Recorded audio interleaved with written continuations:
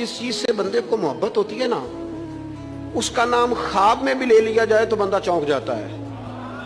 आरिफ रूमी रहमतुल्लाह अलैह फरमाते हैं, एक शख्स बीमार हो गया था, कौमे में चला गया था। वो कई लोगों ने कोशिशें की पर वो शिफा नहीं होती थी। बाप उसका बहुत बड़ा आदमी था, मालदार था, तो उसने एक बड़े तबीब को बुलाया। उसने कहा इसका पता तो करो, मामला क्या, कैसे ठीक हो सकता है।